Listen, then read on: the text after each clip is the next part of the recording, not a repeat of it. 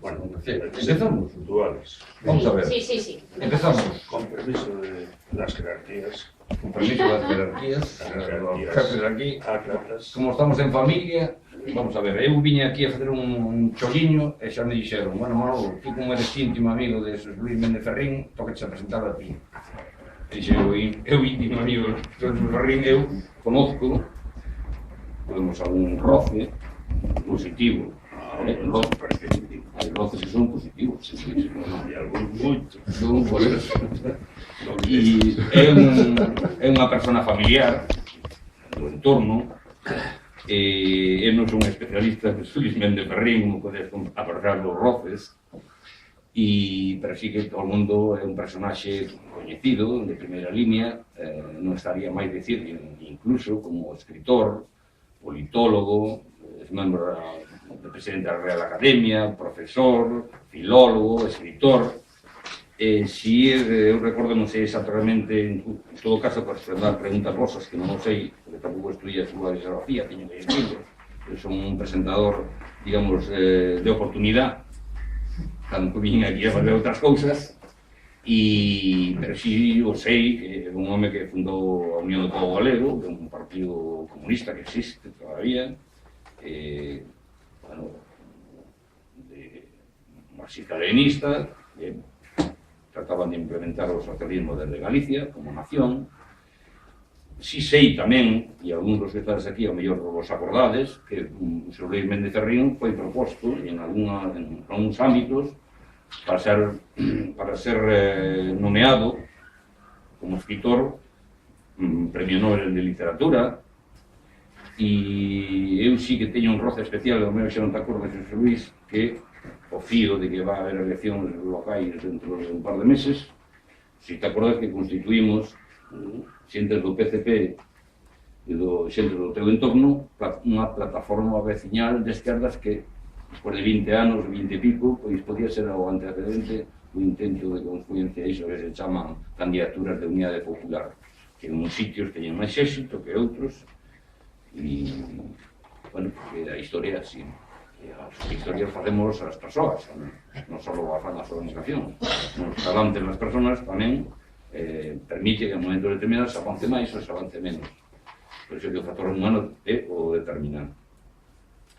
Eu vos quería deixar con el xa, pero sin esquecerme de un par de cousas, máis de actualidade. Como sabedes, o día 21 de marzo vamos a estar en Madrid, a través das marchas da dignidade. O primeiro ensaio foi o ano pasado. Aquí as datas, as cifras pois cambian. Eu diría, para ser realista, en torno a un millón e algo de personas que sentamos en Madrid, o cual é un hito moi importante, porque dentro dos colectivos sociales, sindicales, políticos, non estaban as centrales mayoritarias, comisións UGT, incluso algunha central nacionalista como a CIGA tampouco estuvo. E iso non é ni máis ni menos que o intento de construir un poder popular que movilice constantemente en función das políticas que se fagan desde os distintos poderes ou dos distintos gobernos. Poño por caso. Imaginarvos que para as eleccións locais e autonómicas que hai agora, excepto en algunhas comunidades autónomas, hai avances importantes das candidaturas de unidade popular, terán o seu programa. Pero iso non é suficiente. Hoxe o voto, sabedes que non é suficiente porque, desgraciadamente, non hai poder local, porque o poder non se presenta ni están aquí, que son os medios de comunicación, que son os medios das transnacionales, que son os poderes fácticos, que son a oligarquía financiera. Entonces, dispor de ferramentas de unidade popular é unha xinaxia importante. Tuvo un certo éxito este ano, volvemos a repetir, porque aquilo que dice que estamos salindo da crisis, algún nunca estuveron na crisis, somos banqueiros. Incluso en plena crisis están ganando máis aínda que se tuéramos unha situación de normalidade. Entón, o que fago unha chamada de atención, que nos sumemos ás marchas da dignidade, que sabedes que a organización aquí no ámbito comarcal de Vigo ten autobuses, podedes entrar a través da página web das marchas da dignidade e que hai unha situación nova, que sabedes que tiñamos prácticamente contratados trens, pero que administra unha de Pontevedra, se chama Pastor, Ana Pastor, que é de Opus e neofranquista, pois o que fixo é truncarnos o espiñazo pensando que non íbamos a reaccionar, e reaccionamos. Vamos ir en autobús, un pouco menos cómodo, pero vamos a ir. Entón, eu fago un chamamento a que as persoas que estades aquí ou que conectadas que se sumen, deberíamos de ser máis de 1 millón. E por último, antes de que fale Ferrín, e que él me decía efectivamente que para que non se traduzca isto nun monólogo, despois me diga él, porque falamos preguntas concretas, de vivencias, de situacións, etc. Que, como sabedes, e iso incluso eu me sinto personalmente un pouco máis afectado, levo 4 días sin dormir ben, non sei, Ferrín viviu ese proceso e xa era un pouco máis veterano que eu adquirí conciencia política el 11 de setembro de 1973, cando derruban a Salvador Allende, un home bo, margen de análisis que podíamos facer políticas, se acertou, se equivocou, que era o proceso de ir hacia o socialismo por vías pacíficas ou por vías institucionales. Digo isto porque o día 9 deste mesmo mes, un tal Barack Obama, Hussein Obama, publica un decreto, él personalmente, de decir que Venezuela, o seu proceso democrático bolivariano, é un peligro para a estabilidade dos Estados Unidos. Bueno, o que significa eso? Eso é falar para os ignorantes, e todo o mundo sabemos que está detrás, que son o proceso bolivariano, que dedica o empoderamento de todos os povos de Latinoamérica. Aí está toda a conquista dos 15 anos de goberno, 14 anos de goberno de Chávez, todas as estructuras latinoamericanas. O digo isto porque o martes vamos a facer unha concentración en solidaridade co povo de Venezuela, que é os povos latinoamericanos, na Farola, ás 20 horas, o cual estades invitados, e incluso que hai compañeiros que traballan un pouco nos medios de comunicación, sabedes que unha das guerras importantes a nivel planetario, porque quen teñen os medios son os bancos, quen teñen os medios de comunicación son os bancos, o periodismo desapareceu, e pois lle agradecemos se poden estar ali facendo os seus reportaxes como consideran oportuno, e teño a honra de pertenecer, como xa sabedes algúns, xunto co seu presidente, Chicho, para o compañero Chicho, unha asociación que lanzamos unha vez que morreu o comandante Chávez, que se chama Asociación Galego-Bolivariana Hugo Chávez. Dito isto, Ferrín, todo o público é teu, estás na túa casa, estás nun intento na RSP, que é un intento de crear solidaridade non fai a Iglesia, e bueno, que este é un campo de traballo interesante onde os seres humanos nos encontramos na nosa casa e que non hai límites para o que podemos dicir aquí, que somos familia.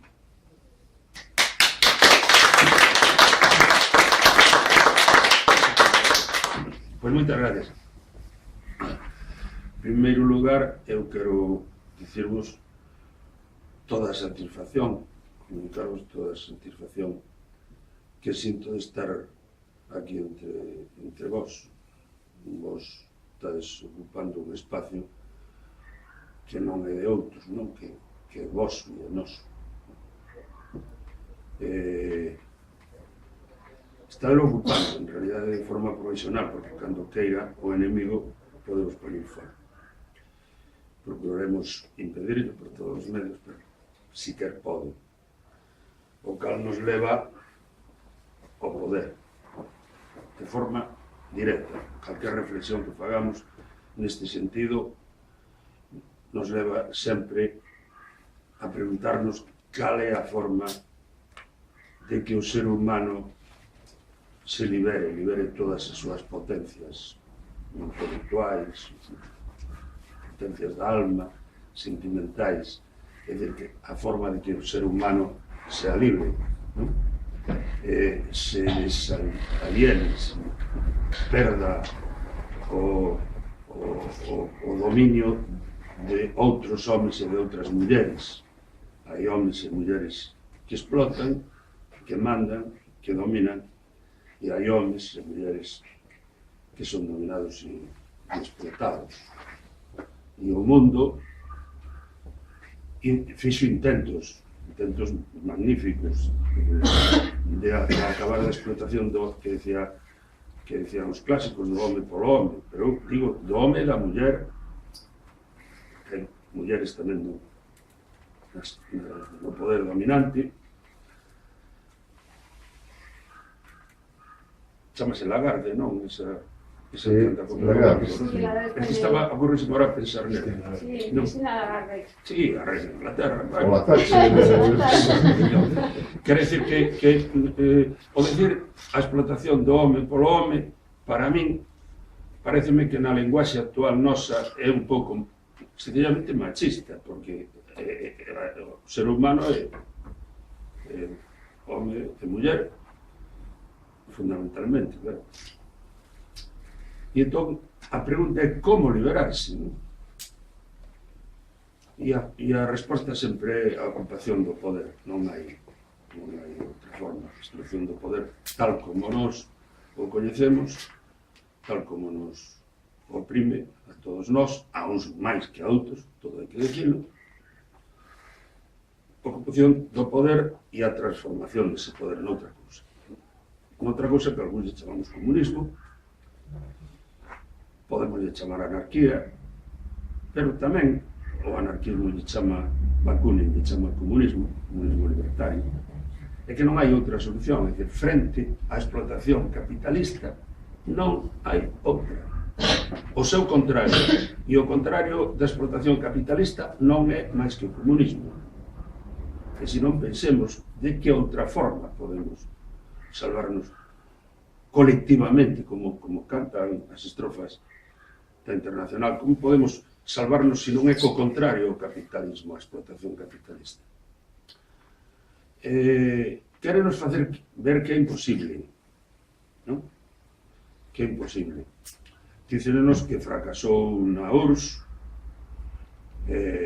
o cal, é certo, sin dúbida, pero noutros lugares non só non fracasou, senón que está nacendo.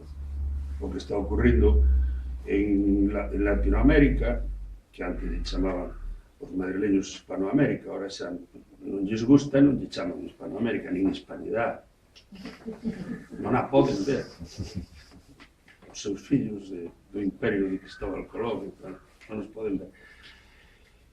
Está nacendo en outros lugares, de algúns non se retirou nunca, nin de Cuba, nin de lugares do sudeste asiático como Vietnam. En parte se retirou en China, pero en parte non, de maneira que aínda imos ver moitas cousas e veredes moitas cousas os aquí presentes. Queren nos facer ver que isto é imposible e que isto é para sempre, e que a actual situación de capitalismo extremo, de capital monopolista, de predominio hexemónico do capital financiero, dos que ahora lle chaman mercados, que iso é irreversible, que non hai forma de cambiarlo por outra cousa. Pois sí que hai cambiarlo por outra cousa. E esa cousa é cambiarlo por o socialismo, por o comunismo. Depende tamén das maneiras de falar que se ten. De verdade, de certa maneira. E decía antes aquí o Garrido, que teñen ferramentas moi poderosas, non? A parte de ter a policía, ter os exércitos, de ter os tribunais de justicia, e ter os pacos, de ter o Estado, que o teñen. Ademais, teñen a propaganda. Non todas, evidentemente, pero sí teñen a propaganda. De maneira que, se sale 1 millón de persoas nas marchas da dignidade en Madrid, 1 millón de persoas, eso non ten importancia, é unha anécdota nos medios de comunicación españoles. Pero se sale 1 millón de persoas no Río de Janeiro contra Dilma Rousseff, que é unha socialdemócrata, honrada, entón estáse tambaleando o sistema brasileiro. E ben, que valen máis? 1 millón vou facer demagoxia nisso. Que vale máis? O millón de vendidos que saen no Brasil contra o goberno e de esclavos do capitalismo, de servos do poder, ou as persoas dignas que saen en Madrid. Eu creo que son millores persoas e mellor xente a que sae en Madrid nas marchas de dignidade, desde o meu punto de vista. De todas maneiras, o mundo, tal como o conocín eu, cambiou moitas veces, pero antes de que eu o conocera, eu sou moi vello, pero antes de nacer eu, e de nacer meu pai, e de nacer os meus antepasados, o mundo, e os vosos, claro, o mundo había, non? E este coñeceu moitas formas de organización, desde a prehistoria imaginábamos. Pero dentro da historia, eso foi onte, non? Dentro da historia, desde que hai testimonios escritos, sin movernos de Europa, coñecemos un modo de produción esclavista.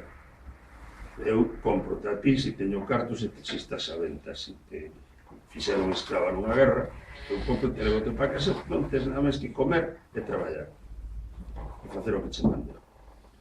E así se construiu o Imperio Romano. E nós somos fillos do Imperio Romano.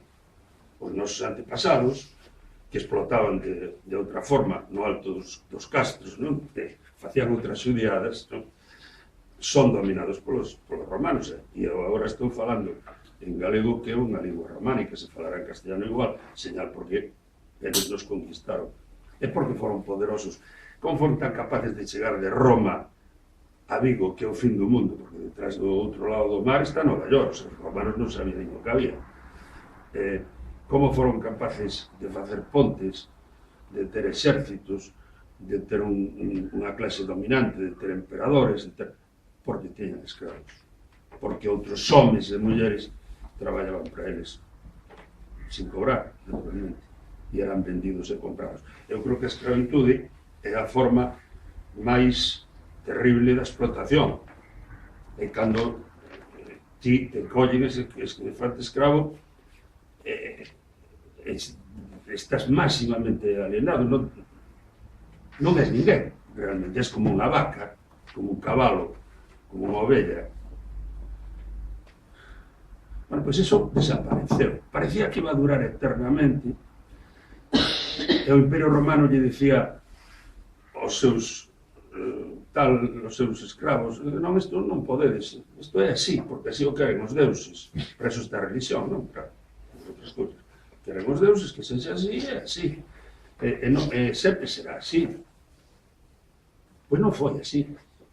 Chegou a Edade Media e a escravitude desfíxose, entrou en crise interna, e deu lugar a outra forma de explotación que chamamos feudalismo. Cada señor feudal tiña as súas terras e a xente traballaba para ele, pero xa non en réximen de esclavitude total, sino en réximen de servidume. Eran servos, estaban sometidos, estaban explotados, pero non eran escravos. E despois veu un modo de produción capitalista. O modo de produción capitalista non hai escravos tampouco, pero hai outras formas de explotación, e a forma de explotación é fundamentalmente o traballo, é basicamente o traballo asalariado do proletario, que gana o mínimo para que o amo teña o capitalista, o burgués, teña os máximos beneficios. E cando considera oportuno, prodúcense as crises capitalistas, prodúcese o desemprego en masa, prodúcese a situación do excluído. Estamos nunha casa nestes momentos que é produto da exclusión social, senón non estaríamos ahora aquí, senón estaríamos burgueses que a tiñan antes. Entonces aparece a exclusión social, aparece a xente que sobramos fora. Hai moitas formas de tratar os que sobran na sociedade capitalista. Unha é explotalos de formas diferentes. A prostitución, desde o meu punto de vista, é unha das formas de explotación máis terribles, non? Pero hai outras. Hai formas de excluir os que sobran e beneficiarse deles ao mesmo tempo, e sacarles moito diñeiro. A prostitución é unha, pero o tráfico de drogas e o fomento da drogadicción e o fomento da dependencia da dependencia aos sustancias, é unha forma, primeiro, de succionar grandes cantidades de diñeiro, e outra, pois, en manter entretidos ou inactivos a un batallón que podía estar armado facendo a revolución. E non pode, ten ánimos de moral, nin ganas. Pero o mundo vai cambiando, evidentemente. Os intentos que se fixeron desde 1917 de crear estados socialistas terían todos os defectos que tiveran, non os nego, pero o horizonte foi un paso máis adiante. Paso adiante é dicir que somos capaces, os seres humanos, de implantar estados socialistas. E en esta estamos, pero a forma de crear estados socialistas, de camiñar de cara ao comunismo, de facer que os homens e as mulleres sexan libres e sexan iguais, iguais, exactamente iguais, como son, de verdade, os seres humanos son iguais, en dereitos, en calidade, en todo. Eso teñen que ser tamén en todos os aspectos, no aspecto económico tamén. Entón, eso lévanos, pois, a pensar que na actualidade hai o mundo está tamén cambiando, estáse modificando. Hai moi poucos anos non era posible nin siquiera soñar que Venezuela, Ecuador, que en Ecuador houbera un presidente da República indio que fala a lingua aymara e que ten cara de indio. Eso non o podían nin pensar en donde, en Ecuador, sí, en Ecuador, ou en Bolivia, perdón. En Ecuador é medio indio tamén, un pouco leva unhas tal, pero eso non lle podía entrar na cabeza a ninguén, nin os españoles que explotaron os indios, nin os seus norteamericanos que os exterminaron, acabaron con eles, que un morenito de Maracay con un bigote tal como tal de Venezuela que non nos soportan. Conductor de autobuses. E conductor de autobuses. E que además dice que se considera a si mesmo clase obrera, que iso para acabar de estropearlle o asunto. Bueno, quer decir que isto está funcionando. Cal é a novedade que vemos agora? Que hai uns cantos anos, a única vía que había para ocupar o poder de facer cambios sociais de verdade radicais era a violencia revolucionaria, a insurrección, ou a guerrilla, ou así foi na URSS, así foi en Cuba, así foi en Chile, non? Grandes e terribles guerras revolucionarias. En Vietnam foi a humanidade probablemente non conoceu un episodio de heroísmo, de heroísmo popular tan terrible, de inmolación colectiva por ideal da igualdade do comunismo, como o de Vietnam. Pois hoxe, para mí, cando alguén quería facelo suavemente, como o Salvador Allende e os revisionistas prosoviéticos de Chile e outras forzas máis quixeron facelo suavemente, avisoulle Fidel Castro de que non se podía. Eles intentárono, pobriños, masacraron, ainda hoxe non levantaron a cabeza. Non é que mataran a Salvador Allende, é que prácticamente lle quitaron a alma a un pobo chileno, que ainda dificilmente se está levantando de esa terrible masacre que se recebeu sobre ele. Pero hoxe parece ser que hai tránsitos pacíficos ás situacións revolucionarias. É unha novedade que se produciu diante dos nosos ollos, incluso dos ollos dos máis novos. En Venezuela, en Nicaragua, as dúas experiencias, a experiencia revolucionaria armada e a experiencia pacífica. A armada fracasou e a pacífica triunfou. E iso é o que está ocurrindo no mundo, non? Que é posible. Non o van a deixar avanzar, van facer todo o posible por cortalo. Van van tratar, por exemplo, de conseguir que os tímidos pasos que dá o Brasil de cara a situacións máis igualitarias, máis xustas e máis decentes para todos, por exemplo, en Brasil, a socialdemocracia de Brasil acabou ca pobreza extrema, nada máis, sigue habendo pobreza, e desigualdade, clases, explotación. Pero vai camiñando de cara a outra cousa, polo tanto, 1 millón de persoas na rúa onte no Río de Janeiro. Van facer todo o posible por destruir e por llegar un deses golpes de Estado que están de moda de masas en Venezuela. Venezuela é o que máis lle doe. Con Cuba xa non o intentan, porque saben que se aguantaron hasta hoxe non van. Pero vanse consolidando situacións. O mundo neste momento tampouco é moi favorable ao Imperio Norteamericano. O Imperio Norteamericano xa mandou máis no mundo do que manda. Xa tuvo máis influencia da que ten. Por eso o mundo está sendo moi perigoso. Porque os Estados Unidos hoxe están lanzando verdadeiros movimentos de salvajismo, de barbarie. O yihadismo está promovido por Arabia Saudita e Arabia Saudita está promovida por os Estados Unidos. O por que pensades que o exército islámico pasa de largo pola frontera de Palestina e nunca ataca a Palestina? A quen vai atacar é o réxime progresista de Siria. Hai que buscar sempre quen sai beneficiado, como fan os que investigan os crímenes, quen sai beneficiado deste crime.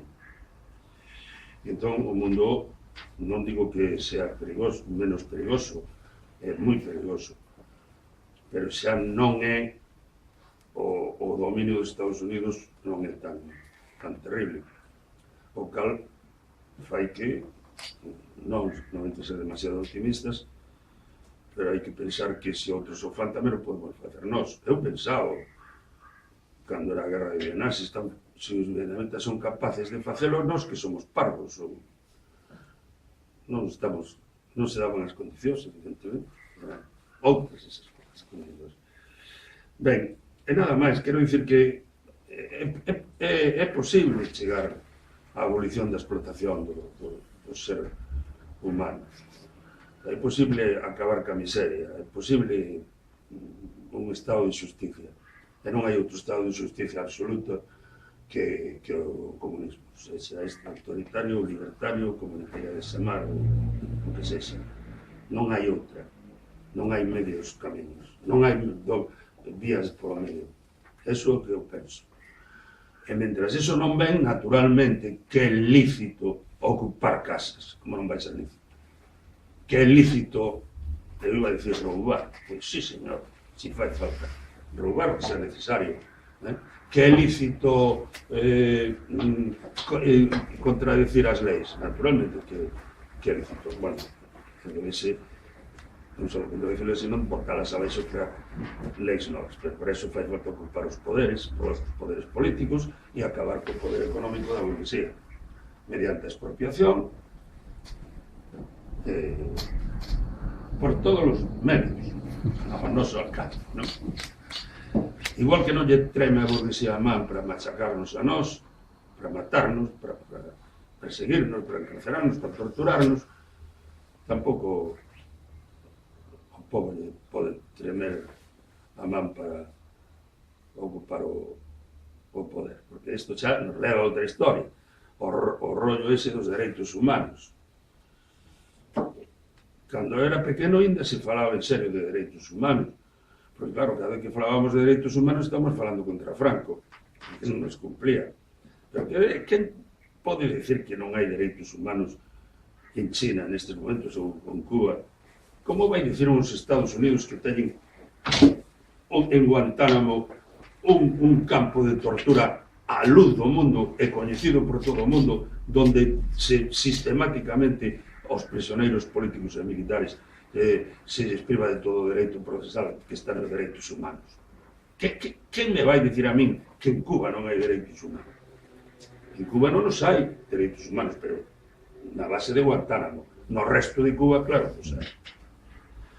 Bueno, ahora xa falei de máis.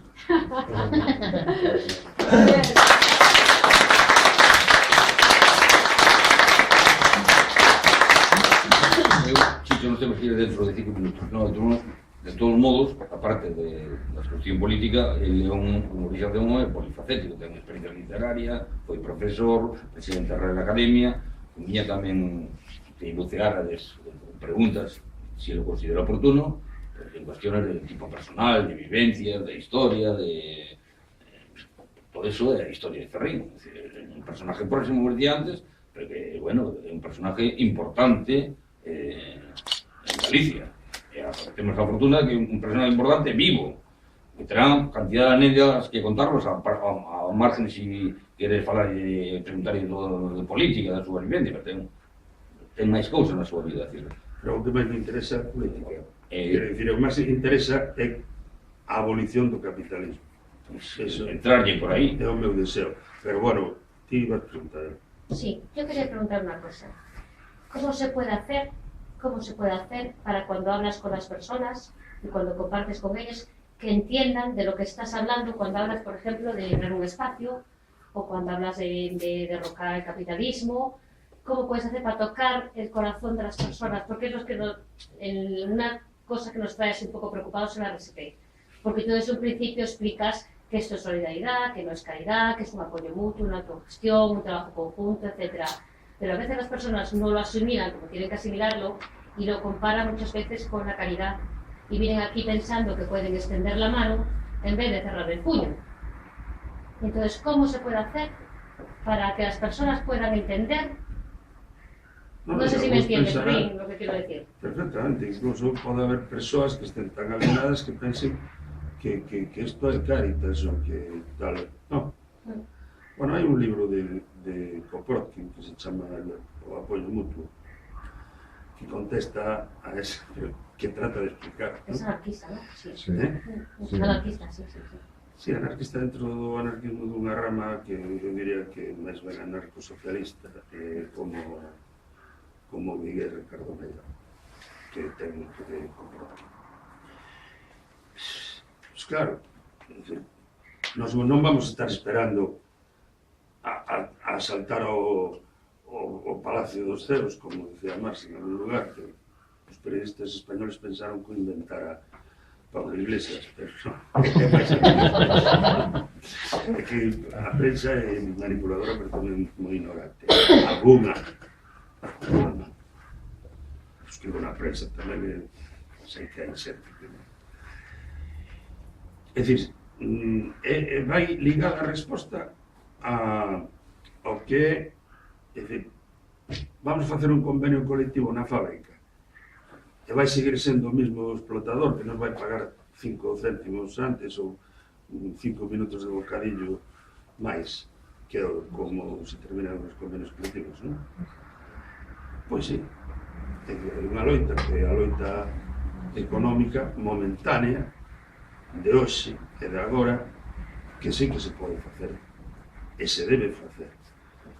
Debe facerse a mellora das circunstancias de traballo, do salario, a mellora das condicións de vida, e tamén se debe reclamar xa agora, sin esperar a que veña a revolución, antes de que veña a revolución, hai que ser solidarios, hai que repartir o que hai que forzar as cousas para que un espacio que é privado, que está morto, por outro lado, non vas a ocupar unha casa que este habitada polos burgueses, eso ven despois, non? Os burgueses, para unha que está deshabitada, ou que é hasta un pecado que este aí, é dicir, países como Dinamarca teñen, que son burgueses, teñen legislacións que obrigan a ocupar os espacios ou a vendelos ou alquilalos, e incluso as terras a cultivalas, e senón expropianse. E iso non é Cuba, Cuba fixeron todos, pero claro que se pode facer, e o instinto de axudar aos demais e de axudarnos entre nós a levar unha circunstancia que esperemos que non sexa eterna, non? Eso é un ben social, ese é un valor nobre que non ten nada que ver que, bueno, pode ter que ver ca caridade no sentido de que a caridade tamén é amor a caridade, entendida como Jesucristo, é amor aos demais, non? E iso tamén é nobre. Outra cosa é a manipulación desse amor, esas cousas. E entón, pois, explicar-yo de maneira que eles teñen dereito a todo, e que todos os seres humanos temos dereito a todo, se chama igualdade. E nós, ademais, practicamos a fraternidade, que é o mismo que a caridade, o amor ao próximo, pero sin Deus, non? Sin unha explicación divina. E que, claro, que esta circunstancia transitoria debe ser transitoria, que o deber do povo é ocupar o poder. Pero mentre non ocupa hai que sobrevivir, non vamos como podamos, non? E sobre todo o que hai que utilizar é a mente para pensar. En iso estaba sempre o Pepe Mujica este, que se me olvidou, tamén había que citarlo antes. Está bien que se casen los homosexuales y que hagan lo que quieran y que todo eso, pero el verdadero problema es ocupar el poder y quitárselo a ellos. Los homosexuales, claro, foi cando fixeron un matrimonio gay ali en Uruguay, que o puxo él, además, ¿no? Eso está muy bien, pero eso solo no. Que estaba criticando Mujica, pois esos grupos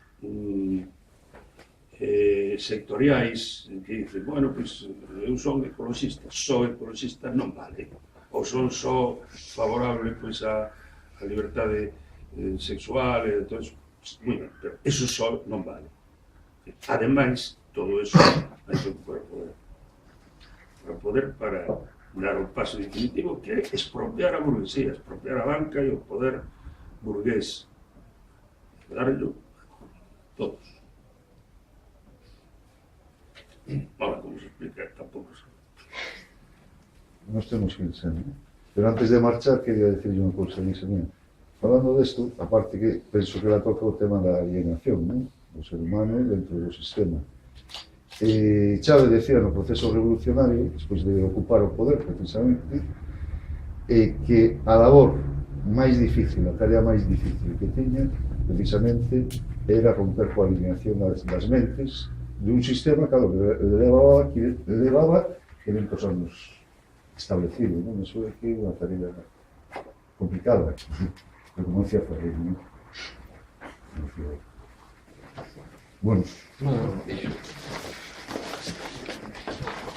Chao. Hasta luego. Chao.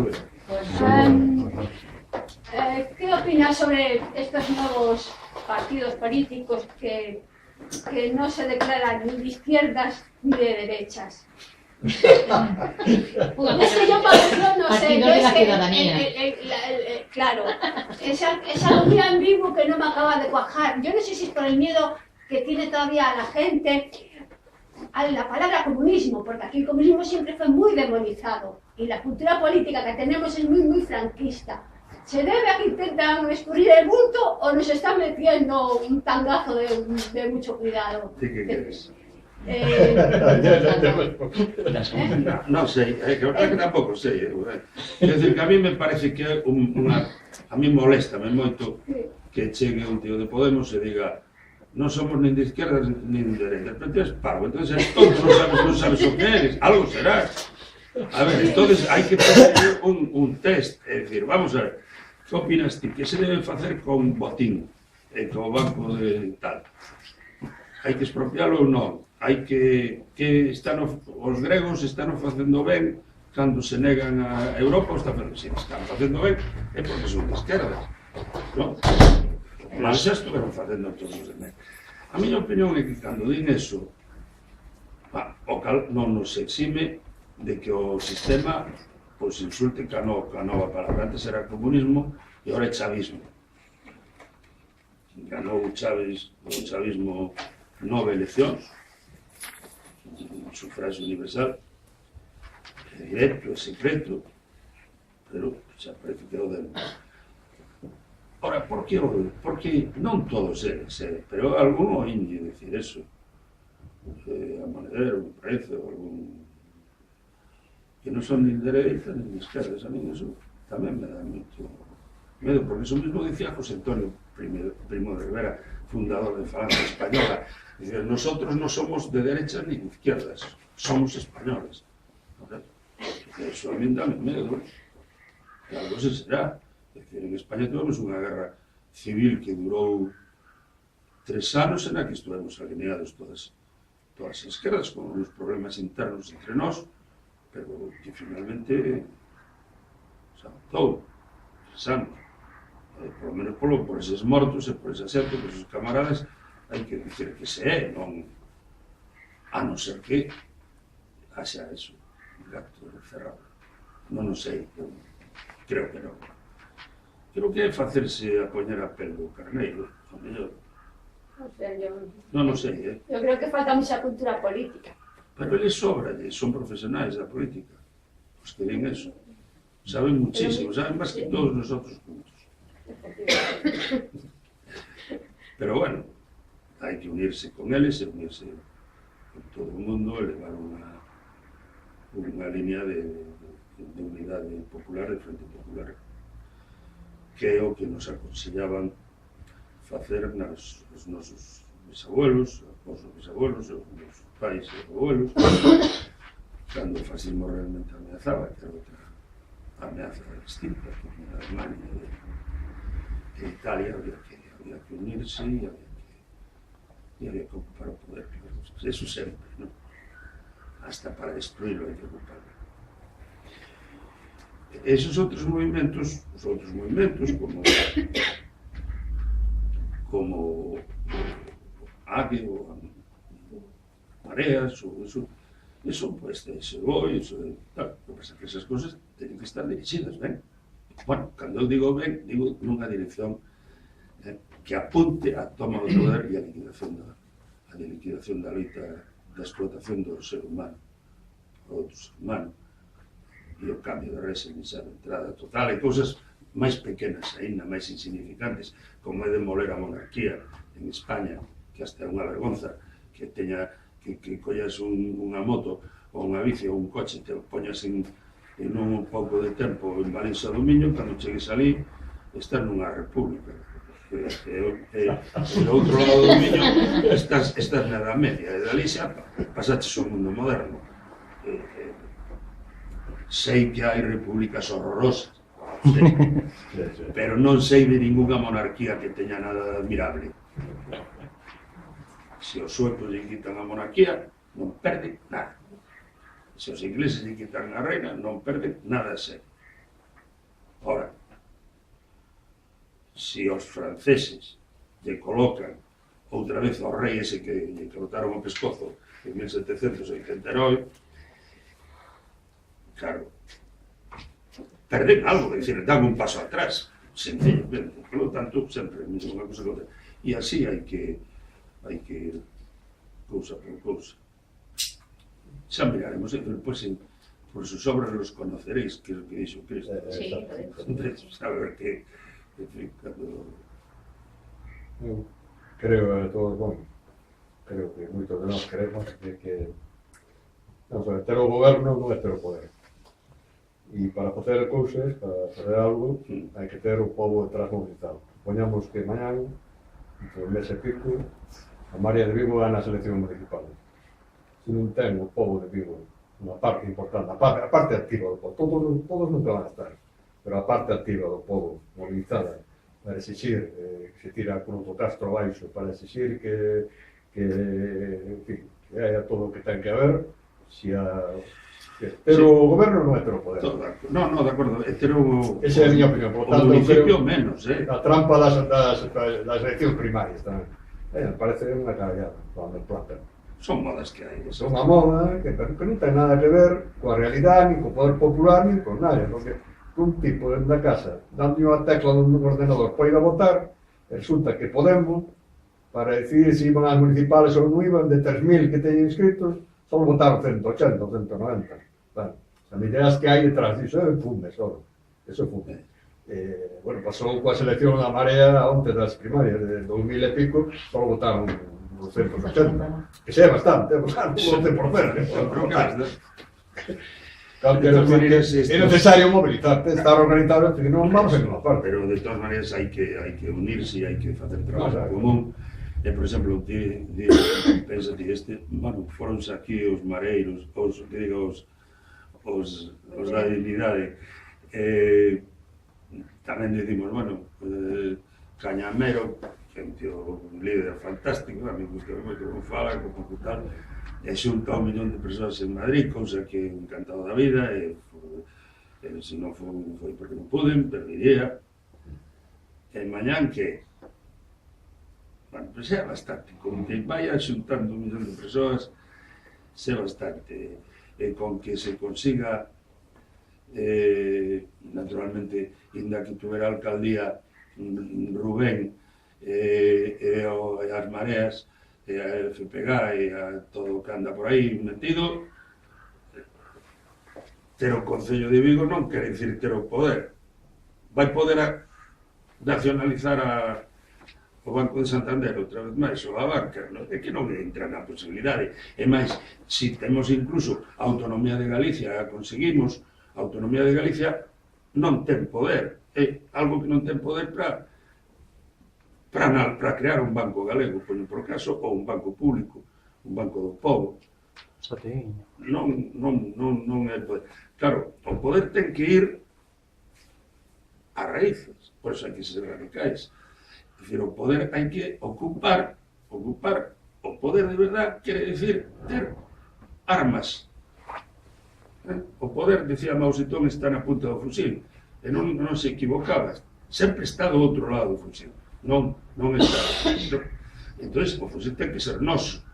E o fusil se ocupan as bancas, se ocupan os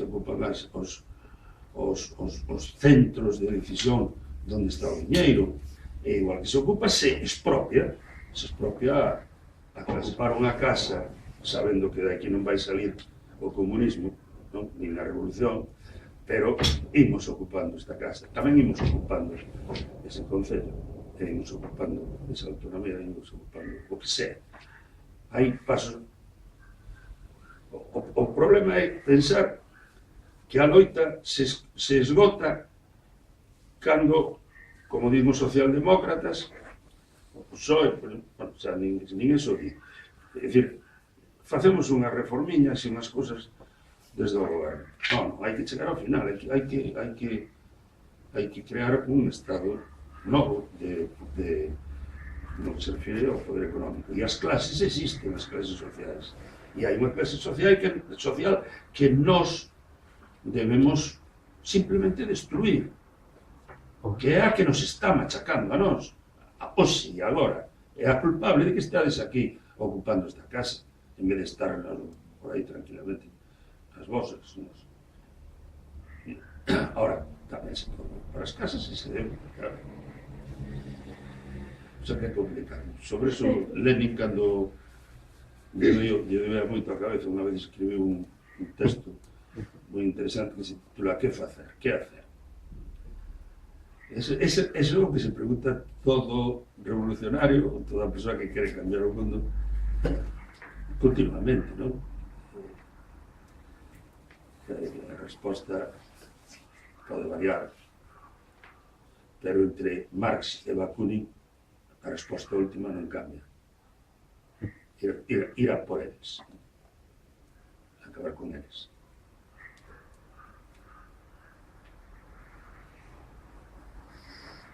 Que máis?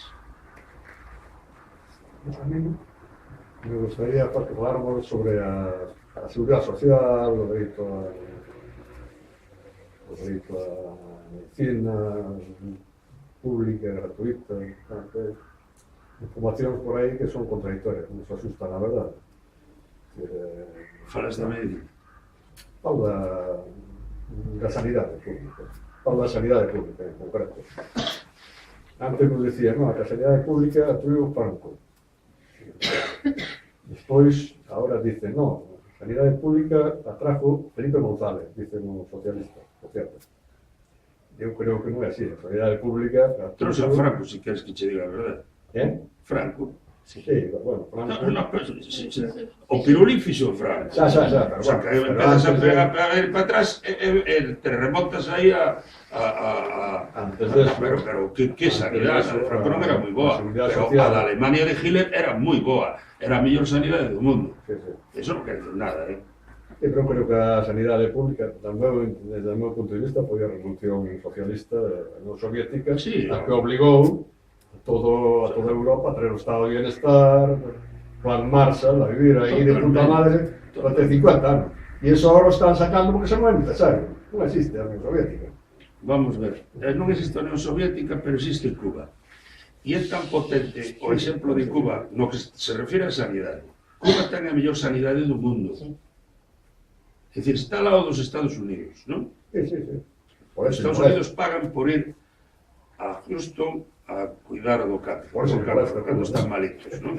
Os ingleses. Pero en Cuba hai a mellor sanidade do mundo. Non existe control das fábricas de medicinas, da industria farmacéutica. Fan eles as medicinas, copian as fórmulas con toda a cara do mundo, igual que non pagan dereitos de autor aos novelistas do mundo inteiro, tampouco, ahora non sei se creo que os pagan, non fan unha sanidade. E teñen tantos médicos e tan bons que coidan da saúde pública de África, de Venezuela e dunha che de sitios. Está o ébola, a movimentación enorme de médicos. Mandándolle cosas.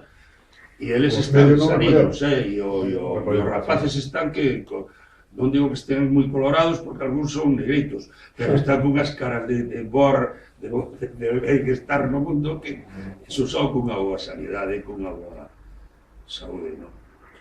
Pero aquí, a sanidade pública en España, que era boa, e que sigue sendo boa, comparada con países parecidos a España, o que dices ti, están tratando de reducirla, subir a médicos cando están en plena forma mental, cando están médicos de 60 anos, e non renovan. En Madrid intentaron, o PP intentou privatizar todo, menos mal que a xente se lle repuxo, non, pero están esperando. É dicir, que hai cousas pequenas que non van traer o triunfo final, non? Pero que sí que merece a pena dar batallas. Y yo tengo una última pregunta. Mande. Cuando usted en aquella época franquista y todo esto pasó lo que pasó, su estancia en la cárcel, etcétera, ¿cómo uno, pensando que hace lo correcto, o creyéndolo firmemente que hace lo correcto, puede sobreponerse a esa situación de estar en prisión, etcétera, cuando realmente no se considera culpable de nada, sino que está haciendo, a su parecer, algo justo? Home, podes falar por min, pero outros tiveron máis tempo que a min, eu non pasei de 2 anos. E outras veces menos tempo. 3 anos, en total non pasei de 3 anos. E outros tuveron moitos anos, por exemplo, había un amigo meu no penal do Dueso, Quintas, que era un anarquista de Teix, máis boa persona, que ese o meteron conmutado de pena de morte,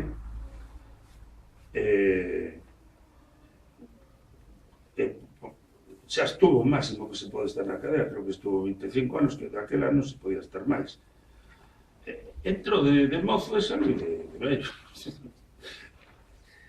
Pero nunca vi un preso político que estuvera desmoralizado. Cabreado, sí, pero desmoralizado, ninguén que lle fixera daño. Un preso político é absolutamente, os que o conocen, indestructible. Eso non hai dúda. Indestructible, non vi ningún que se convertira ao fascismo, ao franquismo, na cárcel para poder salir. Hombre, habería casos, se digo que non, pero vamos, eu nunca o vi. De todas maneras, además de estar No sé. preso con... No sé, Pío Moa se pasó por la cárcel. ¿No? ¿Eh? Pío Moa pasó por la cárcel. Porque ese sí se reconvertió. Pues mira, non pasou por a calle. Pío Moa. Non pasou. Creo que non. Pues é o escritor a dereita. Fixo algo peor, pues, é dicir, foi un dos ideólogos do Grapo. Exactamente. De todas maneiras, eu estou preso tamén nesta democracia actual. Estou preso nesta democracia. Quer dizer que tamén nesta democracia hai presos políticos. Despois do 77, non? Eu no 80. No 80. No 80 estivemos presos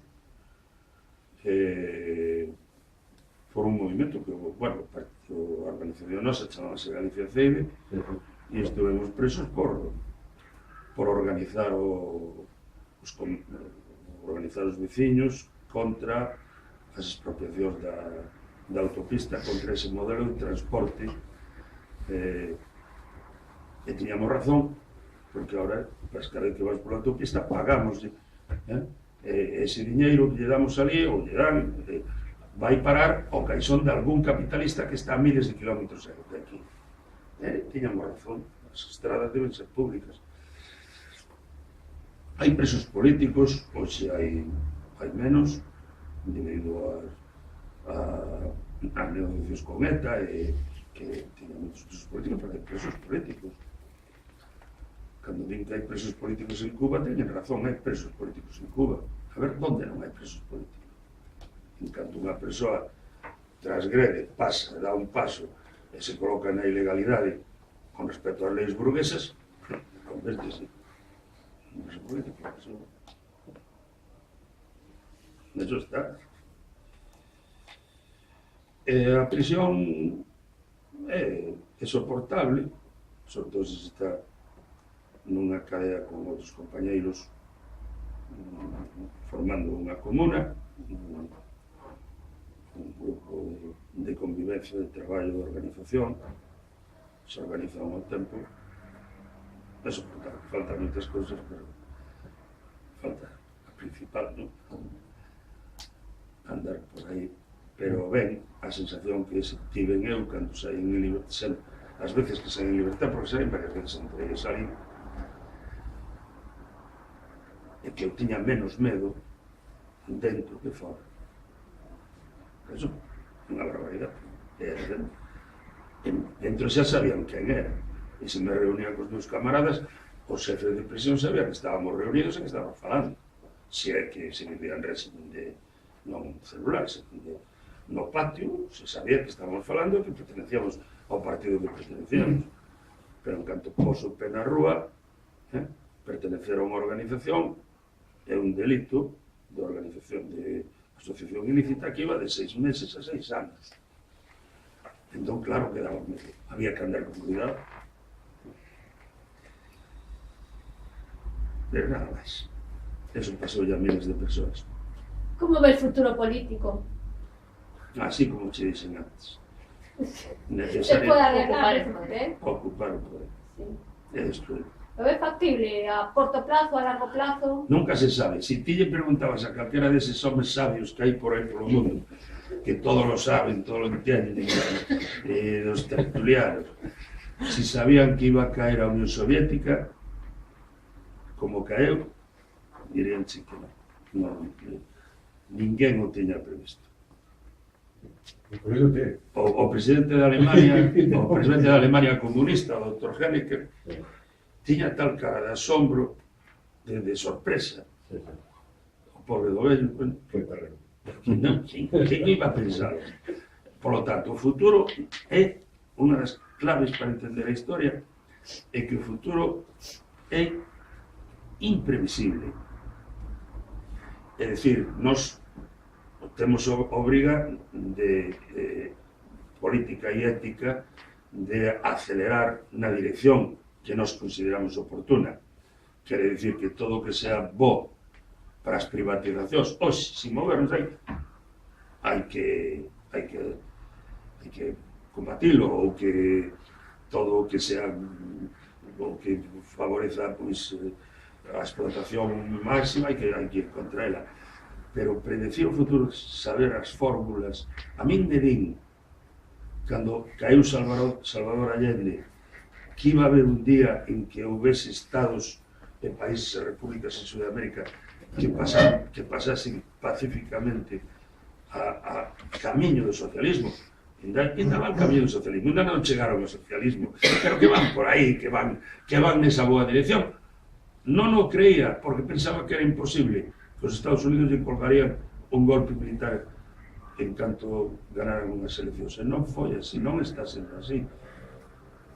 Por que non está así? Se a mí me din que as rapazas que estudiaron comigo do mundo árabe na universidade, que viñan con becas de Egipto, un país laico, un país onde había libertade religiosa total, e onde tamén se iba camiñando en dirección a unha especie de socialismo, desde logo, en unha dirección antiimperialista.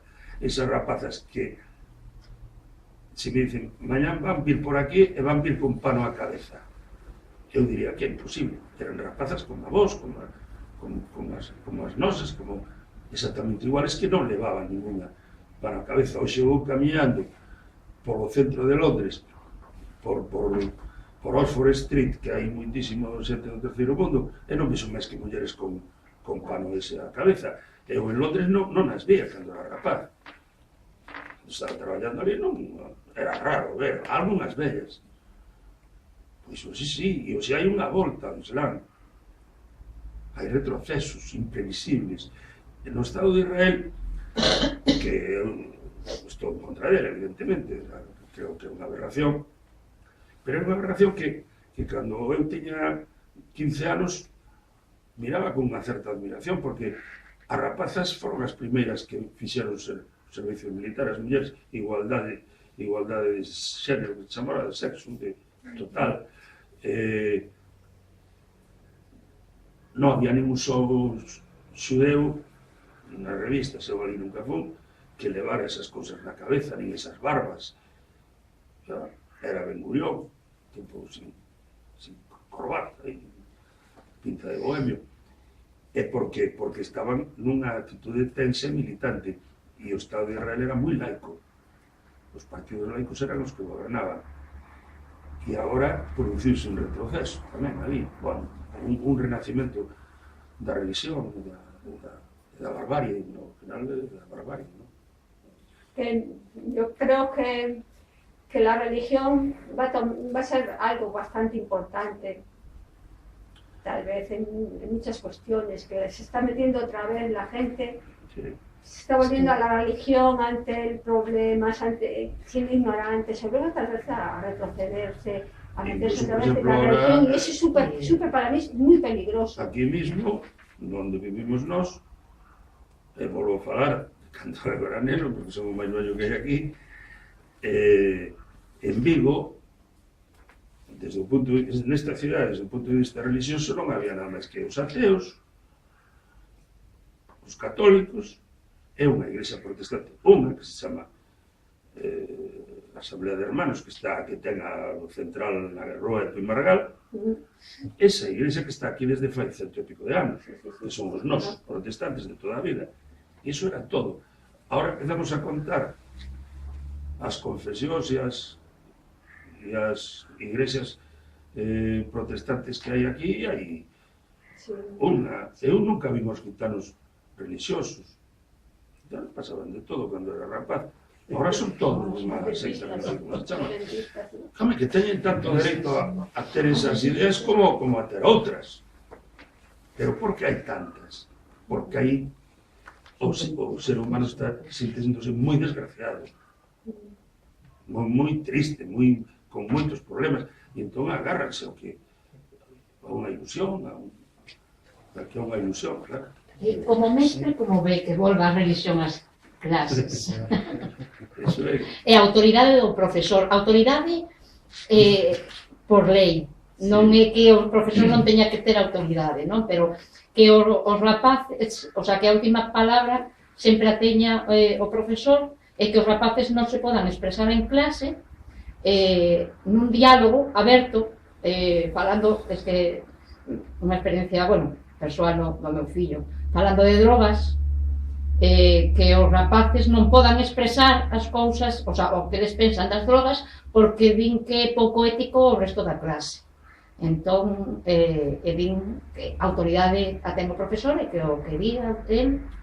O profesor ten autoridade para dicirlle, mira, o principio da como se chama, da gravitación universal, ponlle a fórmula de Newton no encerado, e isto a min non mo podes discutir porque isto é verdade, porque o digo eu e dixo Newton. É certo, e non hai máis tutía. E se ti dudas, voucho demostrar agora, caeu, logo hai gravedade, logo hai gravitación universal.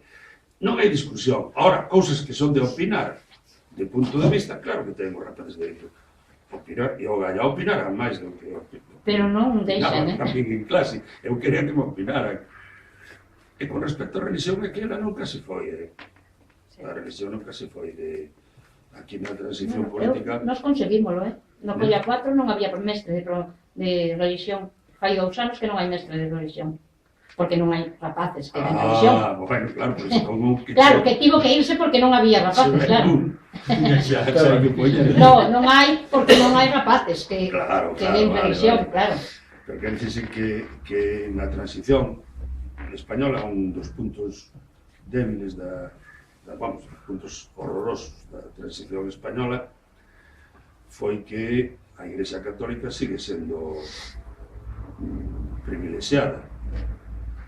Hai corpo de capelláns de prisións pagados polo Estado, hai corpo de castrenses, curas castrenses no exército pagados polo Estado, algún con máximo con grado de general. Hai profesores de religión pagados polo Estado, pero nomeados polo obispo de religión católica. As ordes religiosas non cotizan como cotizamos nós, ou como cotizan os negocios calquera. É dicir, cotiza Marcote, pero non cotizan os jesuitas, sabes por qué? Por min que Marcote que o machaque, pero é así. O clero está subvencionado, despois está subvencionado porque son obras de arte todas as igrexas, a Catedral de Santiago e tal. Se o escándalo do tío que roubou o códice que estaba cheo de centos de miles de euros, que collía tranquilamente porque ali anda o ouro, o tesouros, que son nas Illas Caimán, pero digo eu que ese é un dos puntos febles nos cales o Partido Comunista de España, de Carrillo, cederon os socialistas, o PSOE, cederon eles solos, o resto da xente. Pero ese foron forzas chamadas de esquerda que cederon e lle dieron ese privilegio á Igrexa. Eu non creo que se volva a poñer nunca religión obligatoria, pero o que hai que pedir é que sea nin obligatoria ni nada, que non exista. É dicir, en Francia non existe, non morre o mundo, non existe en ningún país que non existe en Portugal, creo. Non. E incluso se pode producir pasándose a xente de progre unhas relacións. Ahora andan pedindo por aí que se poñan nos institutos tamén e nas escolas profesores de Islam. É dicir, que o Estado español ou a autonomía que lle corresponda lle pague aos islámicos para que lle enseñe aos seus voluntariamente.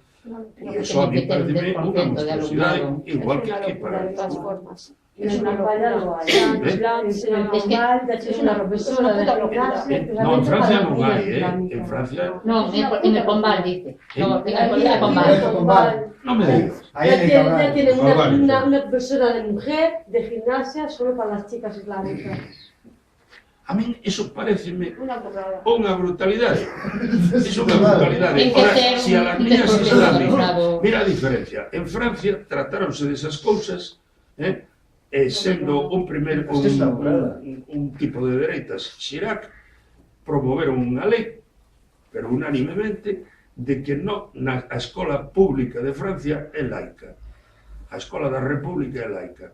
Por lo tanto, non ten que explicar para nada a religión, nin para nada a ciencia e racionalidade. E despois, se queren elixer, e por lo tanto, prohibiron os signos na escola, os signos externos de carácter religioso. Unha cruz moi grande está prohibida.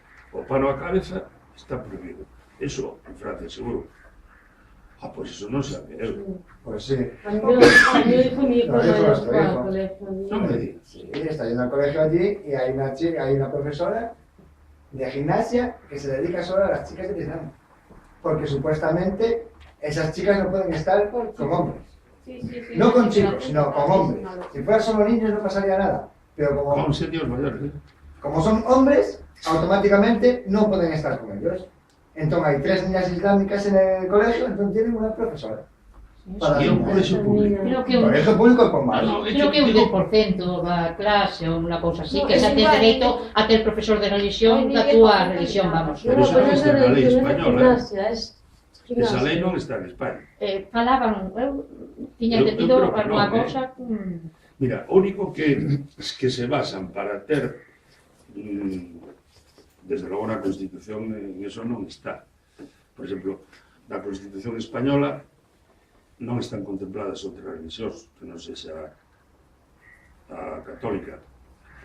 É dicir, que está moi mal que estea a católica, é dicir, non debía estar ningún, non debía haber comunidade total. Pero dice, hai un artigo que dice, el Estado será aconfesional.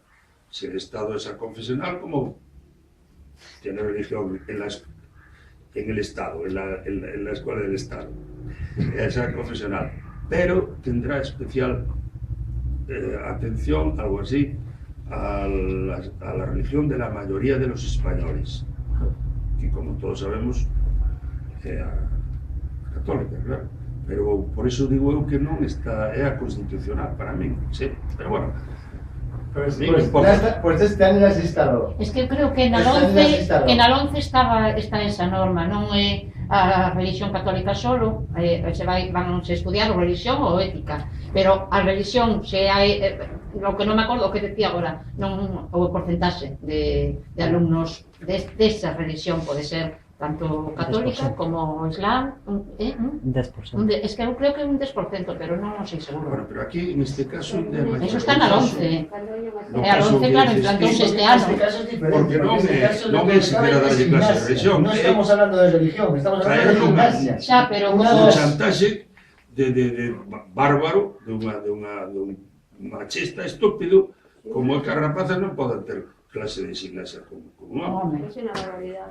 Es que yo cuando lo escuché Arriba no me lo de creía. Cataluña, Inconcebible. Tanto buenismo, Inconcebible, tanto pero buenismo sí. y tanto progresismo así diferente. Hai moito progresismo barato. Sí, Tamén sí. hai outra. La religión además me parece que demasiado. La Bueno. cultura, además las culturas religiosas normalmente cargan a las mujeres con todas sus etiquetas. Las mujeres son las que tienen que llevar velo, las mujeres tienen que hacer esto, las mujeres tienen que hacer lo otro, las mujeres tienen que hacer aquello, tienen que ir vestidas así o vestidas así. Siempre nos cargan el mochuelo a las mujeres con la religión. Sabes a última que descubrí que no Corán anduve relendo o Corán porque xa estou tamén hasta farto de aturar que me digan como é o Corán. Sí, O Corán é unha barbaridade toda, pero non di que as mulleres teñan que levar para na cabeza. Manda a eles. No, no, No, es di, una cosa, di que as mulleres do profeta, é dicir, está falando do profeta deles, para distinguirse das outras mulleres, deberán sair ca cabeza coberta. É dicir, como que para parecer de clase máis elevada. Eso di, eso di. E que entonces as outras mulleres empezaron a levar o pano para ser tamén como signo de distinción. Ya. Eso lindo, pero bueno, tampouco non se demasiado. Este es. Adiós. Bueno, hai algo máis? Bueno, pues un aplauso.